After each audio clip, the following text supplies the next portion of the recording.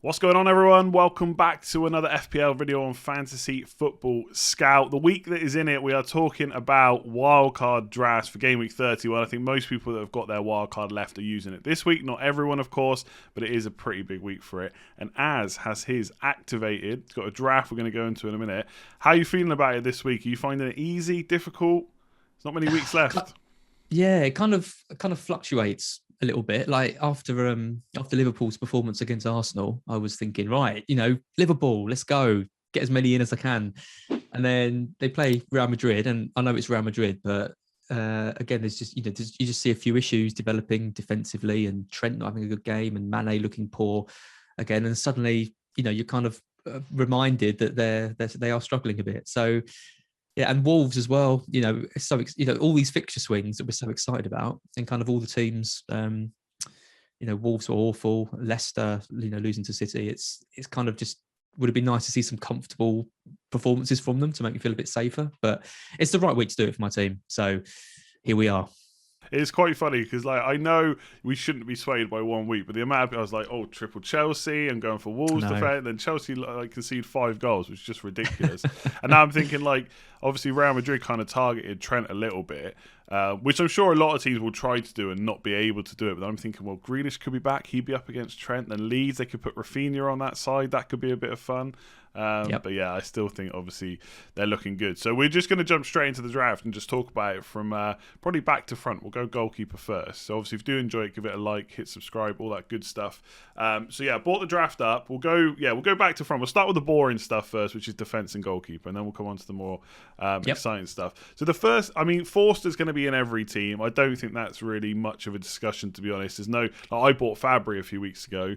That was a mistake. Forster started 4 of the last 5, right? So I think not really too much of a debate. The interesting thing for me was that you stuck with Martinez, which I'm really surprised about, because I think nearly every wildcard, at least discussion that I've seen, they're getting in Leno or Schmeichel, Patricio, Mendy.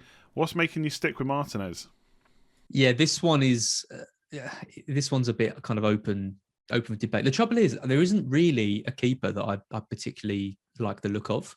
Mendy is fine, but he is just a proper clean sheet or nothing type goalkeeper. If Chelsea, I know their defensive stats have been brilliant. I think before the West Brom game, they hadn't conceded a big chance in 4 games, which is absolutely crazy. But you're looking at 6 points or 2 with him. Martinez, Villa couldn't have a worse run of games. They do have an extra game at some point, which is good. The thing is with Martinez is that Fulham, they concede and then he makes 6 saves and he's up to 4. And I just feel that if Villa can sort themselves out a bit defensively and get a couple of clean sheets in some of these games, then he's 12, 13 points back on the radar. I look at players like Leno and I just think I don't trust Arsenal. I know the games are better. He doesn't rack up the saves either, and they're poor defensively. Tierney's going to be out for a while. I think Louise is out as well. So you're looking at Holding and Murray, and I just think teams can get at them, especially if they carry on in Europe. I think no clean sheet in 13 matches or something for them in all competitions.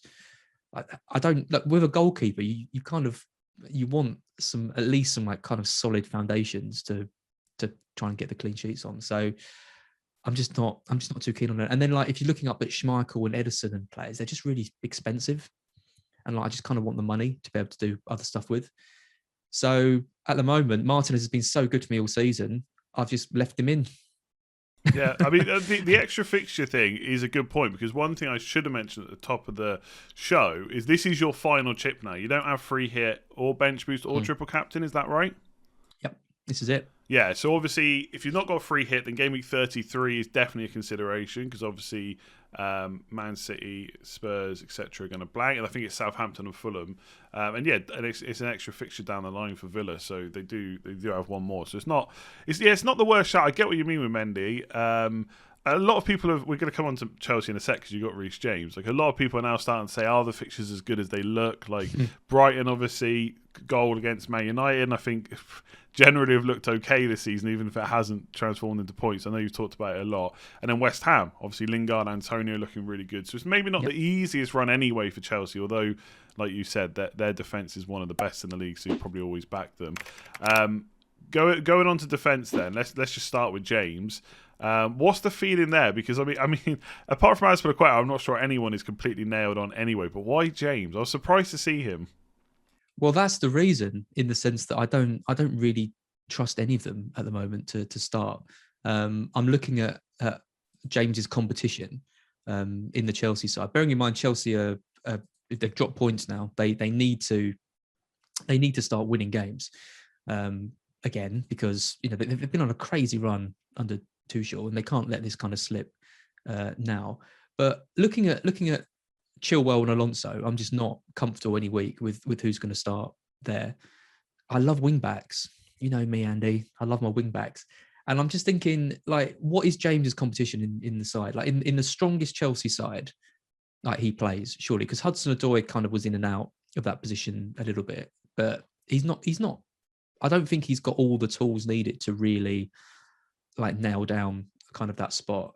Or they could move Azpilicueta over there, but then they lose a lot of sort of the attacking impetus. And I just think with James, you've got this England squad like being announced at the end of the year. Like he's not going to be happy being a bit part player from now until the end of the season, because he won't get in the team. He won't get in the England side.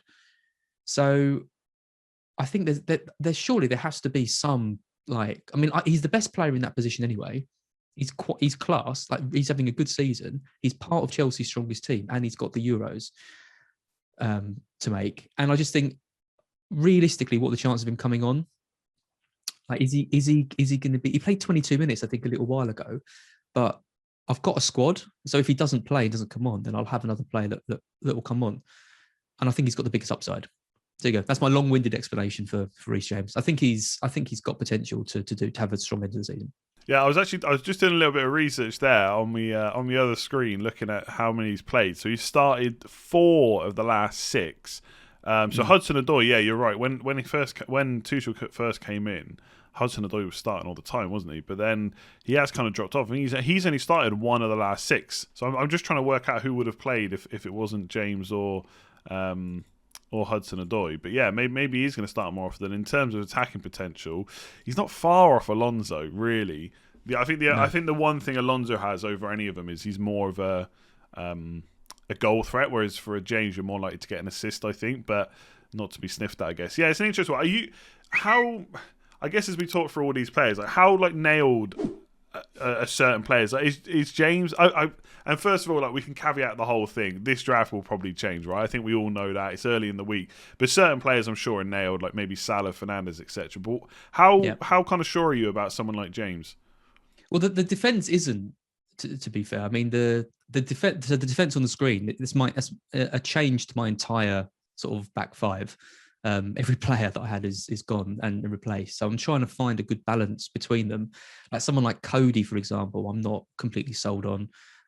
James, I might chicken out and just go for Rudiger, who's a bit cheaper and he's probably a bit safer in the team. That would give me a bit of money to upgrade Veltman. So I'm kind of just trying to do what I can with the funds, and having Trent there does limit me a little bit. It means like the kind of 5.5 options, so like Castagna and guys like that who I might want are kind of off limits, because I need the cash to put into him.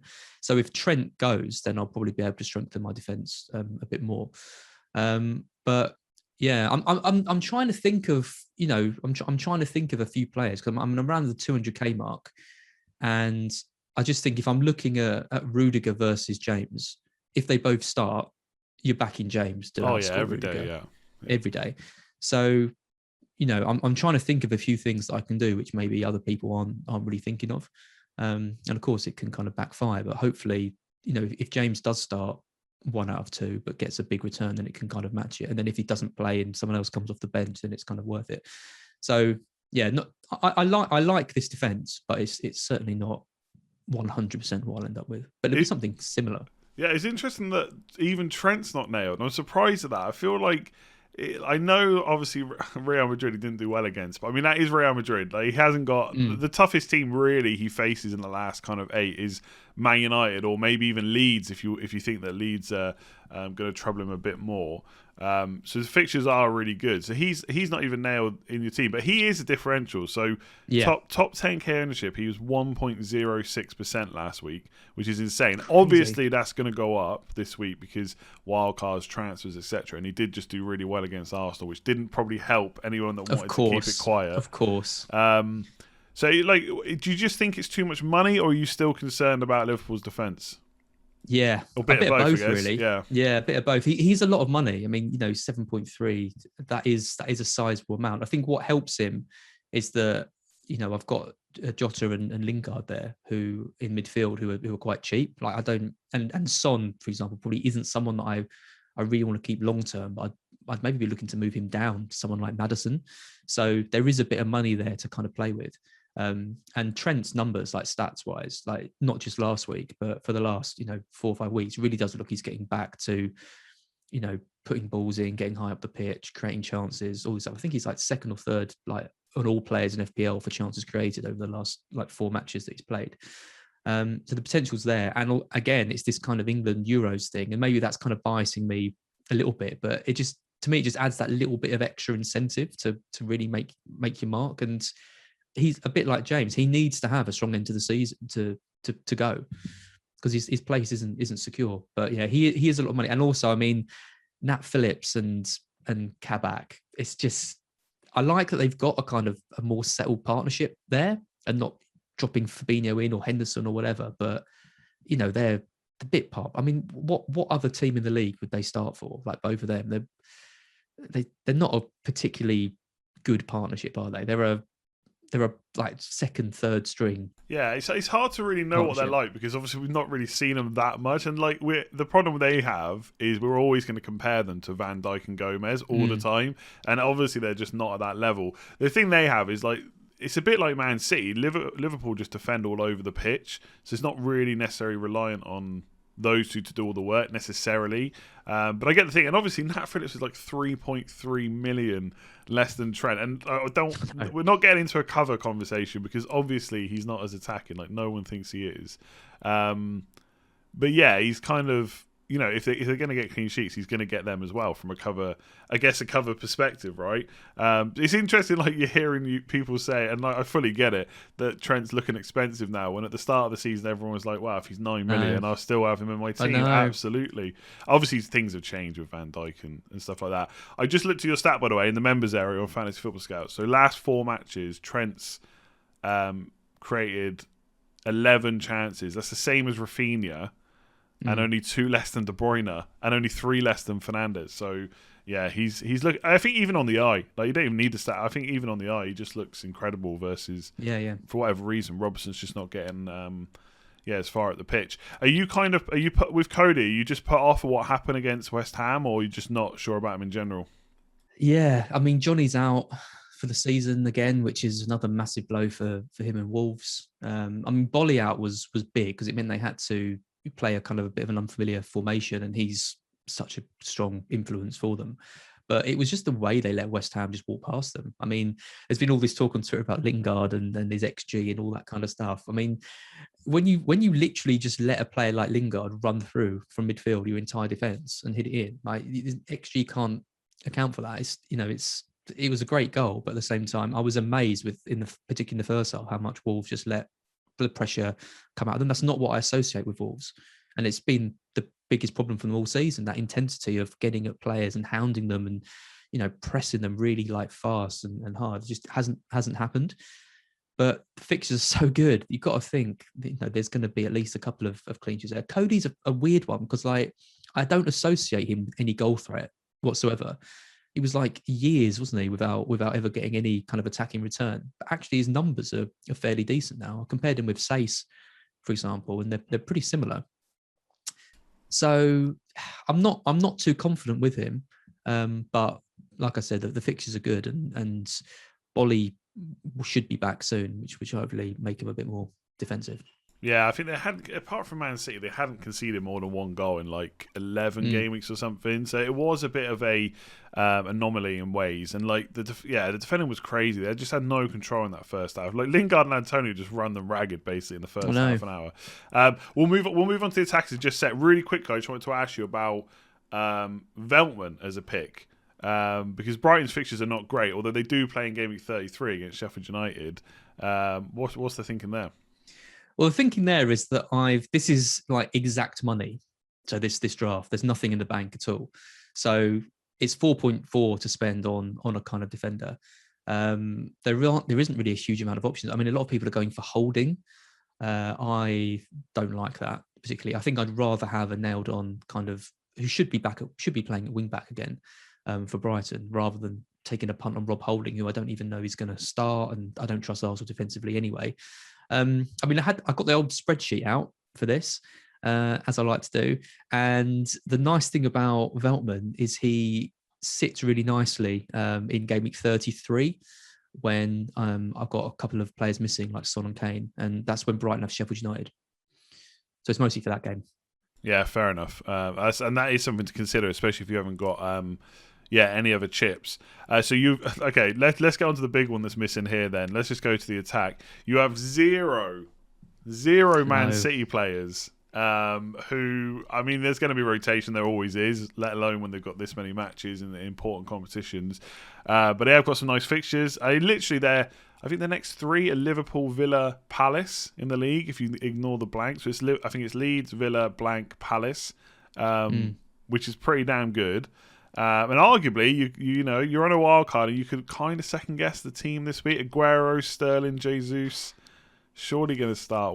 At least Sterling's surely going to start, isn't he? Are you not tempted to take a punt on a Man City player before Leeds? I could make a case of having 3 City players in your team or having 0. I could easily go into this with like Diaz, Gundogan, and De Bruyne, and be like, one of them will play every week. I think they all Diaz will play, but like last week, it was like the 3, like Stones, Gundogan, missing out, and Cancelo as well. They were the 3 that I had sort of earlier in the season. So that was a kind of, that might be a sign of things to come. I mean, I can't second guess it. I just can't. I just don't know. I don't know who's going to play. I think Aguero is quite a nice option this week. Genuinely, because he didn't play at all in the Champions League, and also it means quite a nice switch to Vardy as well, who's around the same price. So that was something that I was considering. But I just think, looking at the stats of Vardy and Iheanacho, and I mean, Vardy's gone completely off the boil in terms of scoring goals. Iheanacho's really stepped up, and I just can't justify like nearly 5 million difference between them at the moment. It's Vardy's probably going to spark up again. If you can catch his kind of purple streak, if it's going to happen before the end of the season, then amazing. But I just think Iheanacho offers a lot at 5.8. And what I wanted was for Mahrez to miss out, because then I could do this week with Mahrez instead of Son, and then move for Son next week. But he played the full 90. Is he going to play? I just don't know. I think Sterling is the safest one, but I don't even trust him. And I can't afford him. Yeah, even with Aguero and Jesus, the fact that they both missed out last night, I mean, will they play 2 up front, or will just one of them play? And if it's one, it's probably going to be Jesus, not Aguero. Now, we don't really know just how fit he is still. I guess the only thing is, hopefully we'll get some kind of news in the press conference, but he's not going to give us the team sheet, but he might give us some inclination. Sometimes he says X is going to play all these games or whatever. It might be Gundogan or De Bruyne, but yeah, it is a tough one. I can kind of get it. I think, do you like booking in? Like, have you booked any transfers in already? Because that's something people always think about on wildcards, is like going for this player, then I swap it, and then I swap him the next week or whatever. You thinking about doing that at all? So this team is pretty set. It's set up quite nicely, and I can kind of react to different things as they happen. The only thing that I might do is move Son for someone, because I don't like the United fixture for Spurs. So I'm thinking of maybe going for a 1-week punt on someone. Ideally, it would have been Mahrez. It could be a Chelsea player. Mount, Havertz, get your Havertz boy back. Oh God, I don't think I can go there again. So yeah, that would be me booking the transfer, because obviously I want Son back in for that double. But Yeah, I mean, ideally, I think, if I was making a case of one City player, it would be De Bruyne. I think he is going to still play most games. I think he might miss out or play limited minutes this week, but I think going forward he should play the majority of games. So if you've got him, you've got him, haven't you? I definitely wouldn't. Yeah, I'm thinking of selling.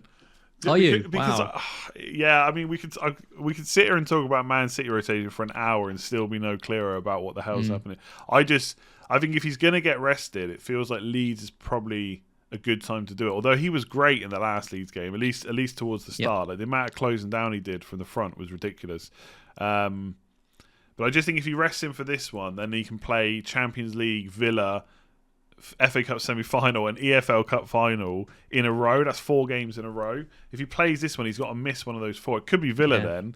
I'm really hoping that Pep says something like he can play all these games in the press conference, but that is massively wishful thinking. It's just too much. This is the thing. Like, I'm building this team, and obviously I want a City player in. It's not like I'm suddenly going to say they're not going to score goals, but like they've just got too many. They're in too many competitions, and the rotation is just too high. And I think the players that in my midfield can do well. The fixtures are so good for Salah and Jota. Lingard's in amazing form. Fernandes is just going to keep ticking over. I just don't think a Man City midfielder is completely necessary, given that they're going to miss games. I kind of forgot how looking at your team there, because obviously I don't have Fernandes in mind at the moment. I kind of forgot how cheap he was at one point. So like you've got him for 11.1. Obviously if I have to buy him, it's 11.6. So it's a lot more money. Ooh, for me. He's much closer to De Bruyne is the point I'm trying to make. The thing is, in game week 32 and 33, De Bruyne plays Villa, or does he? We don't know. And then he definitely doesn't play in 33. Whereas Fernandes plays Burnley and Leeds. Like I don't want to like make this like super template and just agree with everything, but it is very difficult, I think, to make a case for De Bruyne on Wildcard. I really do. If we get any kind of inclination he plays this week, then you could, go for him for the Leeds game. Maybe even captain him as a differential, because like last week he was only 22% owned in the top 10k. I did have him over Salah like before that Arsenal game, but then you swayed by the Arsenal game. Well, I was a bit, but also I looked at my team and I thought I don't really have that many captaincy options. Like Salah is, apart from that United game, I could conceivably captain him in every match. Like the fixtures are that good. They've got something to play for. It was great. It was a great result for them at the weekend, because not just them winning, but all the teams around them dropping points as well has really put them back in with a solid chance of the top 4 now. I think Kane, for example, is someone who I'm going to look for reasons not to captain him, because I still don't fully trust Spurs. Fernandes as well, like he's not been incredible. He got an assist against Brighton, but I mean his open play goals have been really poor. He's kind of reverted to what De Bruyne was doing earlier in the season, where just not really getting enough chances or scoring enough. So I think I'm going to be turning to Salah quite a lot. And if that was De Bruyne, then I don't trust him to captain him. So it just gives me an extra captaincy option, basically. Yeah, I think with De Bruyne, you're, like, I'm saying this as an owner, right? Not trying to put people off. You're really looking for that perfect timing where he gets a rest before a really good game, and then you know you can play him. Is that going to be in the FL Cup final? Probably not. Is it going to be in an FA Cup semi-final against Chelsea of all teams? Probably not. And I think, like, I mean, I know the quadruple gets talked about a lot, but if it's ever going to be on, then this season, with all those players, they've got literally everybody fit, I think. I don't think they've got any injuries. And if they beat Chelsea, then it's Leicester or Southampton for the FA Cup. So you'd almost say they're the favourites, is what I'm trying to say. I'm not saying they're definitely going to win it, but you know what I mean. All right, so that's City. Do you think Jota is there any excuse for leaving him out at this point? There's always the risk that he doesn't play or he gets reduced minutes. But when he does get reduced minutes, he does well. And like I just think he's so important for Liverpool. Like with Mane playing the way he has done all season, with Firmino allergic to scoring goals, they need him. Like he's been the brightest spark for them all season, when so many players have either underperformed or been injured, unfortunately. And realistically, I can't see them getting through in the Champions League. Like, they're going to need to have an incredible performance against Real Madrid to go through. So I think they're going to be out of that, and then it's just going to be all out to get that top 4 spot. And Jota, earlier in the season, I wasn't sure if Jota was part of the strongest Liverpool team. There's no doubt he is now. Yeah, I agree. And even if you want Firmino for control or whatever it might be, they don't necessarily need that in the games they've got left. Like they're so easy. Like exactly. There's no disrespect, but if you're looking at teams to play, they've pretty much got all of them to end the season. So yeah, I fully get it, and I think for me now they're probably favourites to get top 4 because of what happened last week. I think they're only 3 points behind West Ham, and West Ham have just lost Rice, and possibly Antonio. So yeah, I think Liverpool, they have to go for it really. Let's look at the front line. So I'm sure two players. Spend as little time on this as possible. Yeah, I'm sure 2 players we all expected to have in our wildcards in Game Week 31 were Iheanacho and Vidra. I mean, what has happened? What has happened? So go on, like. So I know why Vidra's in there because he started the last 6, I think, and Barnes is out, right? So and he's 4.8 million. I think he's the cheapest playing forward right now. Yeah. But one thing we've had, and obviously there's no guarantee he keeps his place once Barnes is back, etc. But one thing we've had kind of for most of this season is like a front 8, like all playing, like Bamford, Rafinha, Antonio, etc. So you worried about Vidra, or are you just happy to go to kind of playing the rest of the 7 every single week? Yeah, I don't really care. He's just kind of there. It could be Brewster 4.4, but I think Vidra's been doing quite well, and I think Ashley Barnes is still out for at least a few more weeks, and Vidra's doing well. So there's no guarantee that Barnes comes straight back into the team. Deitch likes to have his settled team. He very rarely kind of rotates things, and Vidra's taken his chance really well. So I don't know why Barnes coming back would immediately mean that Vidra drops out. And like I've worked it out, like on my little spreadsheet. I don't need him. I don't need to play him. Like I'm happy with other players. I'm happy for to change my defense around and play one of them if I need to. And if I do need him to come on, then he's kind of okay. I mean, the next option up is like Welbeck, who's like 5.5, 5.6, but the fixtures aren't great for Brighton, and you're starting to pay quite a bit of money for a player you're not even looking to play very much. Yeah, with Iheanacho, I'm sat here. I'm trying to find a way to rip into Iheanacho, but it's very difficult because I've just looked at. I've gone onto the members area again.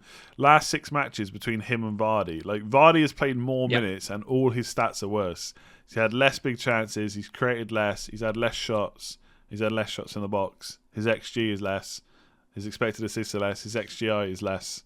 Like it's less. The only thing Vardy has is he's absolutely nailed. Are you worried about Iheanacho's minutes at all, or do you think he just looks too good right now? Well, yeah, I am worried about his minutes to a degree. I mean, I was pretty against Iheanacho completely. I've got a friend who's a Leicester fan who doesn't rate him at all, and I've never particularly rated him. He's always looked to be like a kind of good finisher, but doesn't bring enough to the team elsewhere to kind of justify his selection every week.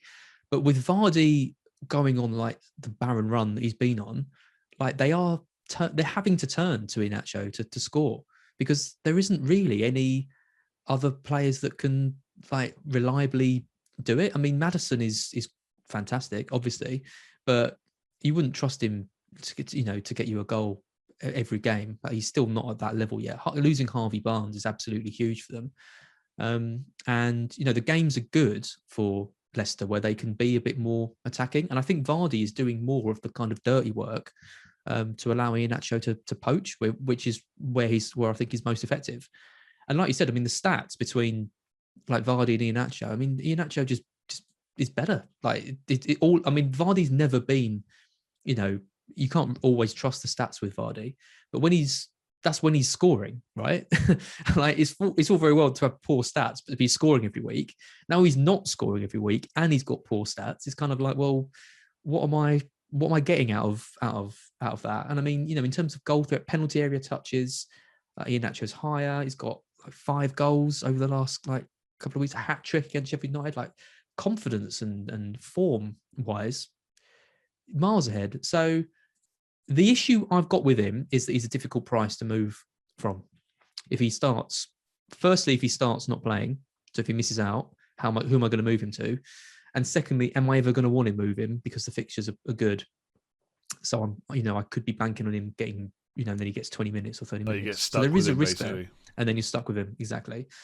And that's when it's an issue when I've got Vidra as my other striker, because suddenly I might be relying on him if Iheanacho does miss out. But I can't see any reason why Iheanacho wouldn't keep playing. The stats are good, the form's good. He's doing a job in the team which they don't really have many options for. So I think he's going to keep his place.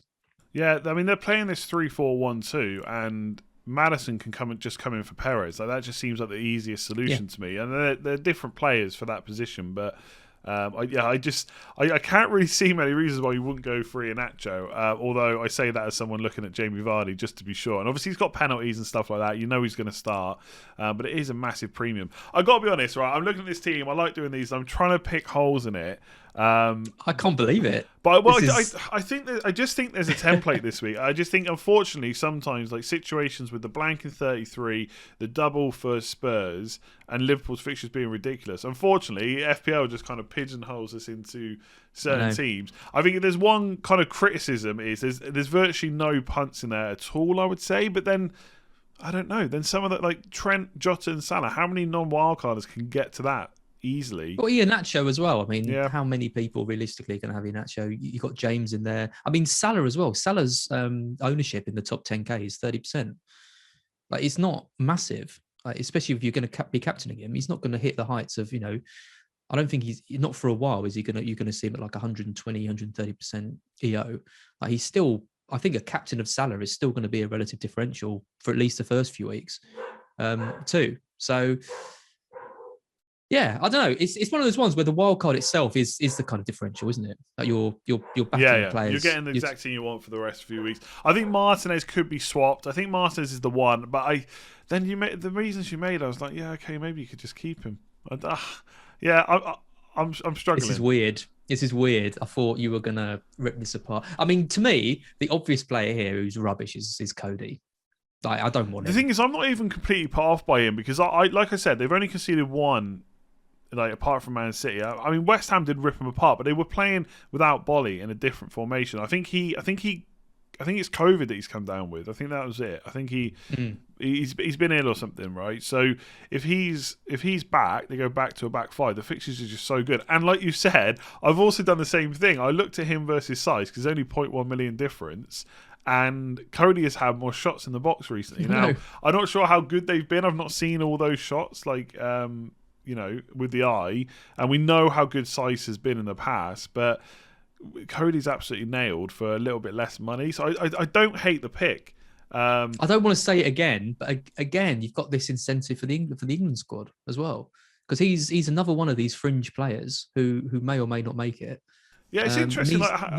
Sorry, do well. Yeah, I think in their head, that definitely does something. I just wonder how much that translates to points. But I think you're right. Like, the right back spot's ridiculous. They're going to take 3 right backs, and we could have 4 or 5 there. Yeah, that's how good they are. So, yeah, no, I didn't like the James pick when I first saw it, but then I looked how many times he started, and it could be a way to go a little bit different. Obviously, a lot of people will go for Rudiger, like you said earlier, because he's safe. He's probably going to get more minutes than James. But 4 out of 5 starts is not the worst. And you can probably, at least from playing in point of view, you can maybe look at how the Champions League goes and stuff like that. Yeah. Before deciding whether he's going to play or whether he's in the first 11. If Alonso had Emerson for competition, I'd say it would be worth going for Alonso, even if Emerson might play the odd game. But with Chilwell there, I just don't know. I think Alonso is now part of Chelsea's strongest side, but Chilwell is just such a good replacement. And like I said, I don't think Hudson-Odoi is anywhere near the levels that James is. Let me put one name to you that I've seen people talk about as a differential. Lacazette. So you mentioned Arsenal's run. You don't trust their defence. What about the attack? I mean, I trust their front six even less. I've been reading loads. I think the Athletic did a really good piece on Arsenal, and one of the reasons they were so poor against Liverpool was just the pressing was just non-existent from their players. And like, you take out the likes of Saka and Smith Rowe, and they've been so key to actually Arsenal having a decent season, because Lacazette has been all right, but Aubameyang's been awful, Pepe's been awful, Willian's been absolutely abysmal. I think Lacazette's probably been the best player out of them because he's actually been scoring. But I just can't see room for him, and I don't like Arsenal very much. Even though the fixtures are quite good, I think Saka would be the one that I'd go for if I was going to pick an Arsenal player and he was fit. Ahead of Lingard.